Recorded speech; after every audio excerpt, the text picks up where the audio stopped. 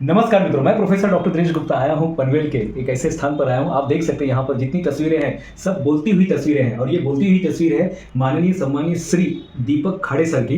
दीपक खाड़े sir जो एक बहुत ही वेल नोन एक्सपर्ट है काउंसलर के, स्पेशली वो जो जिनको करियर बनाना है, जो बच्चे कंफ्यूज है या जो बच्चे पढ़ाई करने में जिनका मन नहीं करता है, तो ऐसे लोगों के लिए वो काउंसलिंग का काम करते हैं पनवेल में। महाराष्ट्र के पनवेल इस शहर से मैं लाया हुआ हूँ और उन्हीं के ऑफिस से मैं बात कर रहा हूँ। सर बहुत बहुत सर धन्यवाद सर, आपने इतना आपका कीमती समय हमारे दर्शकों के लिए दिया हुआ है। हम देख रहे हैं सर आपको बहुत सारे पुरस्कार मिले, महाराष्ट्र राज्य की तरफ से भी गवर्नर साहब ने भी आपको अप्रिशिएट किया हुआ है आपके काम के लिए और हमेशा आपको कहीं ना कहीं से पुरस्कार मिलते रहता है।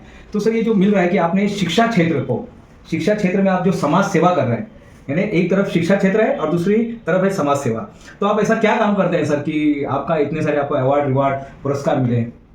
सर मैं पिछले 12 सालों से एजुकेशनल फील्ड में काम कर रहा हूँ। अच्छा। एज ए काउंसलर काम कर रहा हूँ, करियर काउंसलर करके मेरी पहचान है। हाँ। और उसके साथ अवेयरनेस प्रोग्राम्स जो एजुकेशन के साथ हेल्थ का भी हम लोग अवेयरनेस करते हैं पूरे महाराष्ट्र में, जिसकी वजह से ये सारे उतना सारा सम्मान। आपके इधर बर्तन कम दिख रहे हैं सर और पुरस्कार ही ज़्यादा दिख रहे हैं, ये बहुत अच्छी बात है। क्या है सर आप बेसिक, जैसे हमने देखा बाहर जब हम एंट्री कर रहे थे तो आपने एनडी भी किया हुआ है, सर ने नेचुरोपैथी डॉक्टरी भी किया हुआ है, जो ऑफिशियली भारत सरकार के गैजेट के अनुसार जो सर एक नेचुरोपैथी डॉक्टर भी हैं। तो आपने एनएलपी भी मास्टर हैं आप साथ में बहुत सारे अलग अलग आपने कोर्सेज भी किए हुए हैं और ये कोर्सेज को आपने सीमित नहीं रखे, उसको समाज को दान भी कर रहे हैं। तो कैसे मैंने बच्चों को क्या मदद करते हैं सर आप? क्या है जैसे कोई अगर बच्चा जैसे पढ़ाई नहीं कर रहा है तो क्या कैसे मदद करते हैं आप उसको? बच्चों को या पेरेंट्स को बिना बताए जो भी मेरे अपना जो नॉलेज है वो हम लोग उन पे इम्प्लीमेंट करते हैं। अच्छा। जैसे अगर किसी को याद नहीं रहता है, हाँ बराबर, ये प्रॉब्लम सर मैंने देखा है कोरोना के बाद। हमने देखा है बहुत सारे बच्चों में लिखने की क्षमता कम हो गई, याददाश्त की क्षमता। एक ब्रेन रोट नाम की जो आजकल ये हो रहा है, ब्रेन रोट, इस साल का सबसे ज्यादा सर्च किया गया वर्ड है ब्रेन रोट, जबकि 1854 में ये शब्द बना था, लेकिन इस साल वो ज्यादा पॉपुलर हो गया है। तो सर ऐसे बच्चों को आप कैसे काउंसलिंग करते हैं?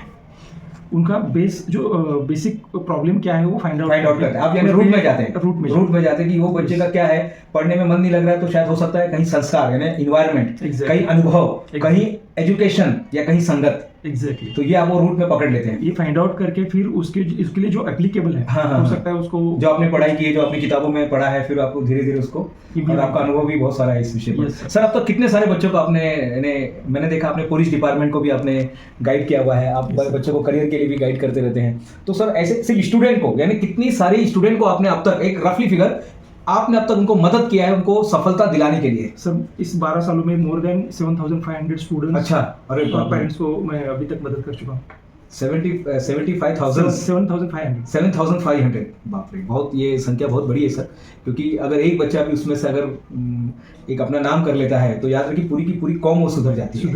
तो कहा जाता है शिक्षक को कभी साधारण नहीं समझना चाहिए, क्योंकि प्रलय और विकास सर आपकी गोद में ही पलते हैं। तो अभी बहुत अच्छा काम कर रहे हैं सर। पेरेंट्स के लिए क्या है आपके पास प्रोग्राम?